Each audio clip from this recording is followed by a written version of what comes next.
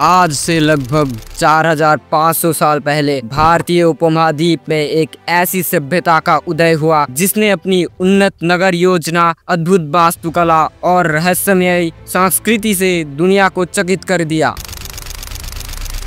ये थी हड़प्पा सभ्यता, जिसे सिंधु घाटी सभ्यता के नाम से भी जाना जाता है। विशाल सिंधु और उसके सहायक नदियों के किनारे फैला ये सभ्यता प्राचीन मिस्र और मेसोपोटामिया की सभ्यताओं के समकालीन थी और कई मायनों में उनसे भी आगे थी। तो आइए इस अद्भुत सभ्यता का गहराई में उतरे और इस वीडियो में जानने की कोशिश करें इसके अनसुने कुछ रहस्य।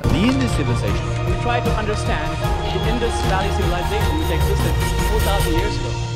1920 के दशक में राखालदास बनर्जी और दयाराम साहनी जैसे महान पुरातत्वविदों ने अखंड भारत का पंजाब और सिंध के मोहनजोदाड़ो में खुदाई करके इस खोए हुए सभ्यता को दुनिया के सामने उजागर किया। इन खोजों ने भारतीय इतिहास को कई हजारों साल पीछे धकेल दिया। हड़प्पा सभ्यता को मुख्य रूप से 3 चरणों में विभाजित किया जाता है। प्रारंभिक हड़प्पा, जब हड़प्पा सभ्यता विकसित हो रही थी। परिपक्व हड़प्पा, जब शहर का नियोजन अपने चरम पर था।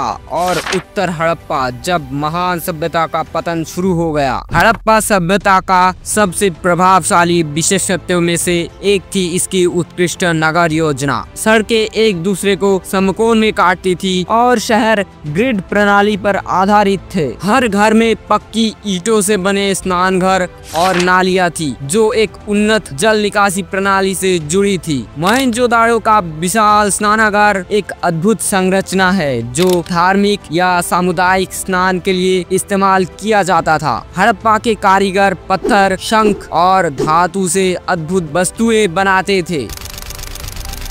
ईंटें और माप प्रणाली उनके उन्नत ज्ञान और संगठन का प्रमाण है। हड़प्पा के लोगों का जीवन कैसा था, इसके बारे में हम उनकी कलाकृतियों से काफी कुछ जान सकते हैं। मिट्टी के खिलौने बच्चों के मनोरंजन को दर्शाते हैं, जबकि मातृ देवी की मूर्तियां उनकी धार्मिक मान्यताओं की ओर इशारा करती है। कृषि उनकी अर्थव्यवस्था का मुख्य आधार थी। हड़प्पा सिविलाइजेशन के लोग कई तरह की फसलें उगाते थे। सिंचाई के लिए जलाशय और नदियों का पानी उपयोग करते थे। हड़प्पा के लोग दूर दूर तक व्यापार करते थे, जिसका प्रमाण मेसोपोटामिया में मिला हड़प्पा की मोहरें हैं। आज भी रहस्य बनी हुई है हड़प्पा के लिपि, यानी कि जिस भाषा में इस सभ्यता के लोग बात किया करते थे। इस सभ्यता की मोहरों पर छोटे छोटे लेख मिलते हैं जिन्हें अभी तक पढ़ा नहीं जा सका है। ये मोहरें संभवतः व्यापार और प्रशासनिक उद्देश्यों के लिए इस्तेमाल किया जाती थी।